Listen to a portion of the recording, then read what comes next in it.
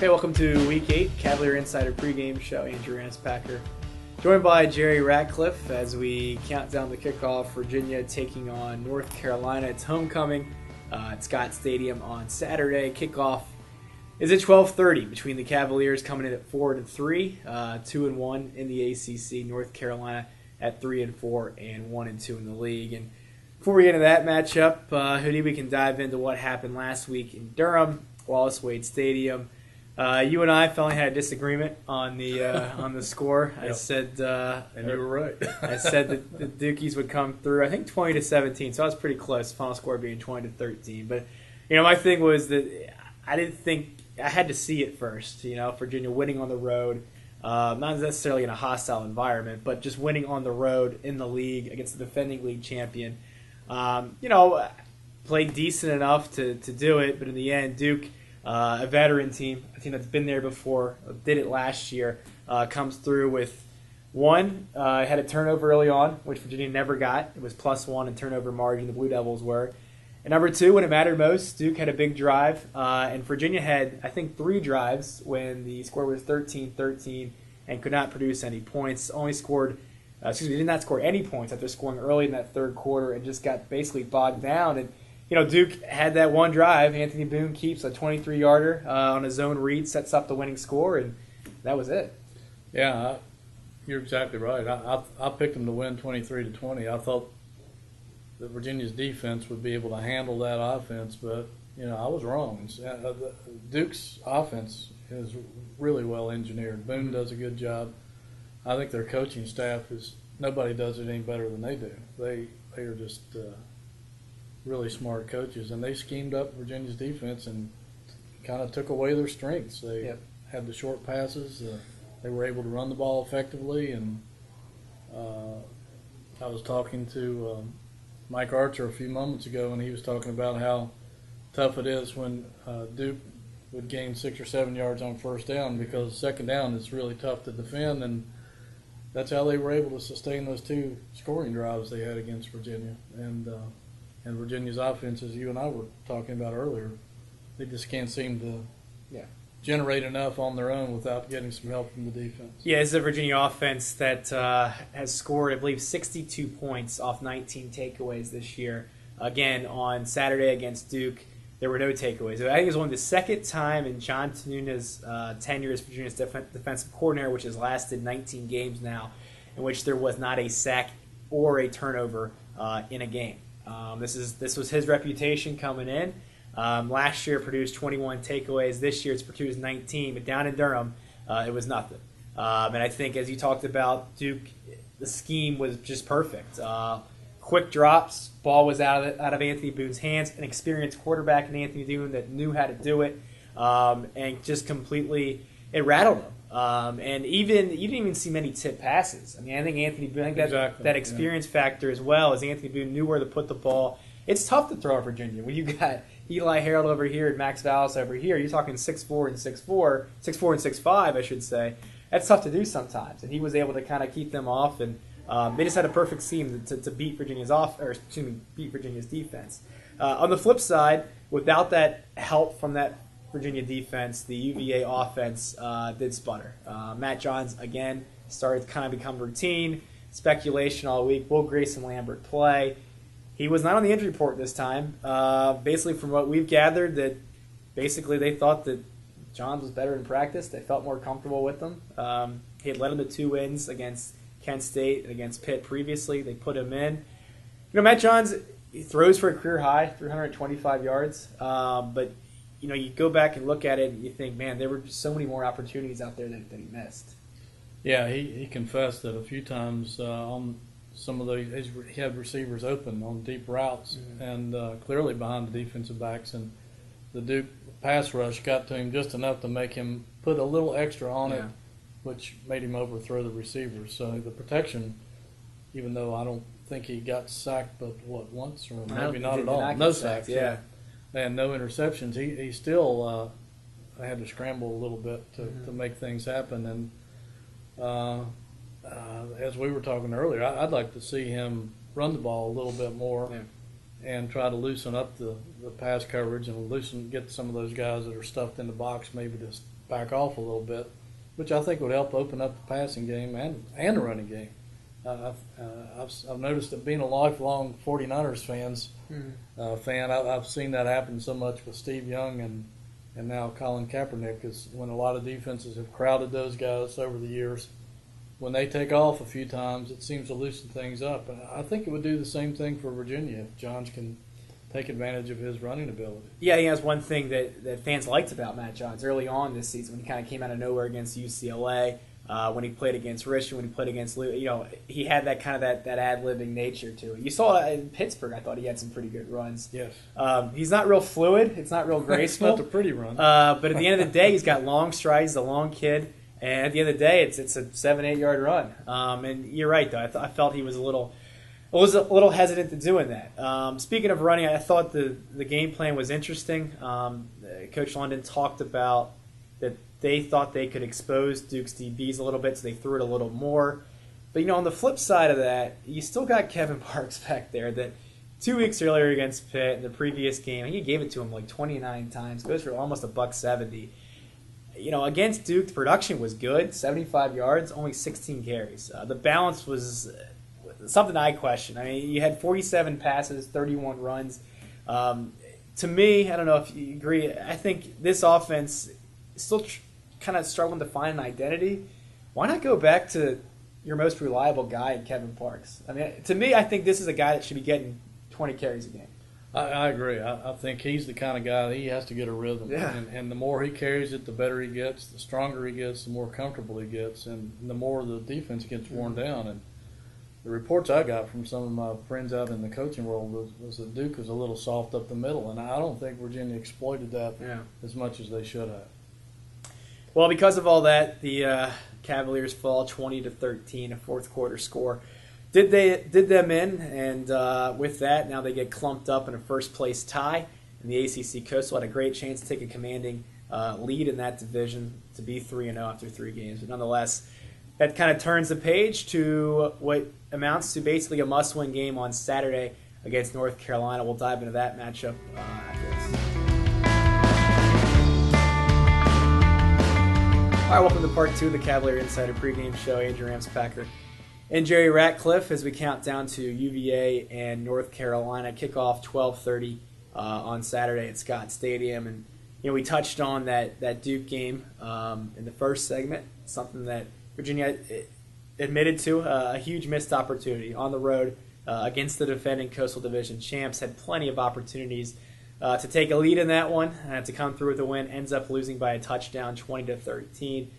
So now here comes North Carolina, who a couple weeks ago, I think you would look at Tar Heels in the schedule and you thought the way Virginia was playing, the way North Carolina was playing, you thought this is an automatic win. Mm-hmm. Carolina couldn't stop anybody, and even the offense sputtered at times. That Virginia Tech game was a huge example. He scored 17 points against the Hokies at home. A couple weeks later, they still can't stop anybody, but they've been able to just outscore people. And they were 1-1 in their last 2 weeks, but you can kind of give a moral victory though to their effort up at Notre Dame against the Irish there, losing 50-43 against a consensus top 10 team and really putting up a good effort, really putting a scare into Notre Dame. They come back, they beat Georgia Tech in kind of a wild back and forth affair. There were some comebacks involved there, both sides, and North Carolina scores at the end, wins 48-43. Shootout is a big theme this week. Do you expect the shootout Saturday? Can Virginia survive the shootout Saturday? That's a good question. You're right about the last 2 weeks. Marquise Williams has generated almost 900 yards on his own. Yep. and he's such a huge part of that offense. And you're right about the Notre Dame. That's the highest scoring game that's ever been played in Notre Dame Stadium. So wow. that was just bizarre. And then I don't know. It's a good question if they can survive a shootout. I'm sure that Tenuta and Archer are treading lightly, hoping that it doesn't turn into that, that the offense can somehow keep the ball on the field and grind out the clock, kind of like Duke did against Virginia last week. Just eat up time and give the defense time to rest. But, you want to think that because Carolina may have this could be the worst defense since they've been keeping stats in NCAA history. Yeah, They're on pace brutal. to break that record. They're giving up 522 or 3 yards a game. 22 yards a game, yeah. And you would think that Virginia could somehow find a way to score on these guys. Yeah. Even as much as Virginia has sputtered over the past 2 weeks, their offense has not been very good for the last 6 quarters. But here's an opportunity, and I think what you said earlier, I think Kevin Parks is going to have to be a big part of that. And should Carolina load up the box, it's going to be up to Johns or Lambert to take advantage of the height of their receivers. I think it looks like Carolina only has like one defensive back who's 6 foot or taller, so maybe they can get some matchups there. But it's if it gets into a 50-45 game, I don't know if Virginia can match them touchdown for touchdown. I kind of think that the defensive coaches are hoping that it doesn't come down to that. We haven't seen that kind of game since, I guess, when Miami was here 2 years ago, and Virginia won that one. Of course, it had a big play guy, Jake McHugh, came up huge with a last-second touchdown from Michael Rocco. Obviously, those characters will not be involved in Saturday's game. But Carolina does have, as you mentioned, Marquise Williams. Another dual-threat guy. You talked about it. He's got 889 yards in his last 2 games. School record for 2 games. He beat his own record, by the way. That was his previous record that he tops. Now he owns the 2 best 2-game stretches in UNC history. This guy he's big. He's not just kind of some scab. He's not exactly Marcus Mariota. He's a little heftier, a little bigger than Brett Hundley. I think in terms of Virginia opponents, he probably reminds most everybody of Taysom Hill, a guy that, for Taysom Hill standards, Virginia contained. I think they held him to a season low, 259 yards, but he was slippery. He escaped some sacks. Max Vallis talked about it this week, that what they learned about that is they can't go in lighthearted. They have to go in and wrap him up because Taysom Hill burned him on it. Marquise Williams, kind of a bit of a different breed. So obviously, that's the challenge. And, Virginia had that little stretch there offensively where it went over 500 yards in back-to-back games. Maybe they can get back healthy again this week and revert. It wasn't that long ago when we thought this offense was somewhat rolling, right? Yeah, it looked like it was getting cranked up. And getting back to Williams again, I think he is a lot like Hill. He's a running back playing quarterback, but I think he throws the ball better than Hill does. Yeah. And he's generating like 70% of their offense. Yeah. So if you stop him, you might not have a shootout. Yeah, I mean, there's. Yeah, go ahead. Well, I'm just saying. I mean, just to add to that point. I mean, probably in terms of value to a team, I mean, he's probably the most valuable player in the ACC in terms of what he means to North Carolina. I would agree. Yeah.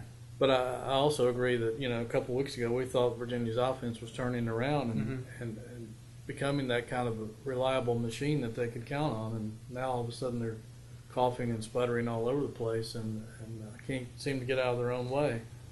And I don't know if I don't know what the reason behind that is. And maybe teams are starting to scout them better and taking care of their tendencies. I know Duke certainly knew what they were going to do. But, if they're going to get into a shootout with the Tar Heels, these guys have got to come up with some big plays somehow. And it makes you wonder if they've got enough playmakers to get the job done.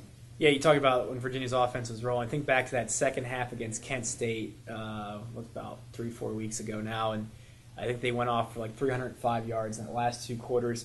In second half since then, against Pitt, against Duke, I think I combined only 301 yards. So it's just not exactly adding up, particularly in the back half of the game. So can Virginia finish? Can they take out the Tar Heels? We'll find out on Saturday. We'll give our predictions next.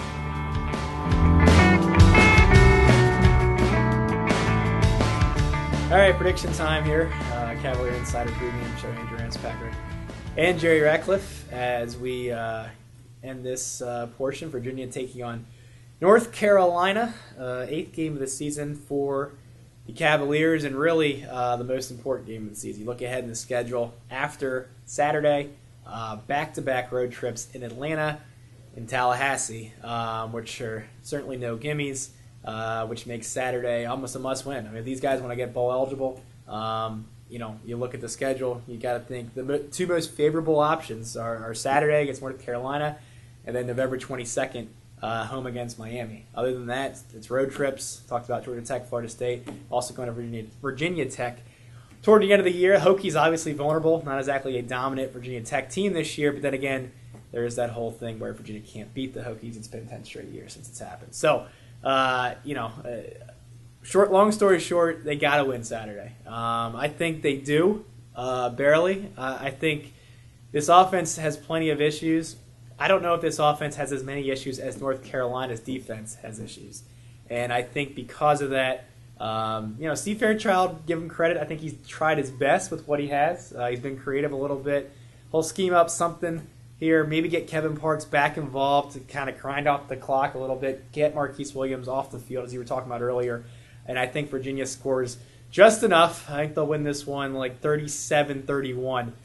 So in a modified shootout, and the Cavaliers get that important fifth win before they head on the road to Atlanta. Well, everything inside me tells me to pick Carolina. Yeah, I don't know why exactly, because they generate so many points. But I agree with you. I think it's just because there's so much pressure to win this game. Yeah. I mean, they've got to win this game. Yep.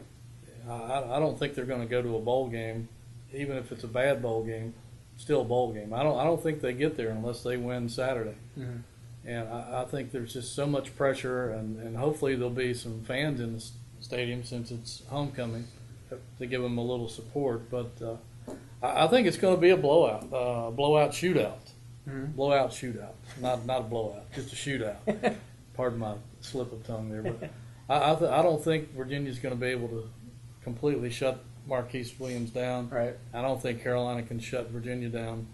I'm going to go with a wild one. I'm going to say Virginia 52. Wow. Carolina 45. Wow. I think it's just going to be just a crazy game, one that we'll remember for a long time. Wow. So get your popcorn ready. So much for those grinded out ACC games Virginia's been in at this point. And you're looking at average scores in the 20s. He's going 50 to 40 in that range. So we'll see. So it could be a shootout. Either way, I'm sure it'll be close because that's the nature of the ACC Coastal Games this year. As Jerry and I both agree, Saturday should be no different. So that'll do it for our Week 8 Cavalier Insider pregame show. For Jerry Radcliffe, I'm Andrew Anspager. Thanks for watching.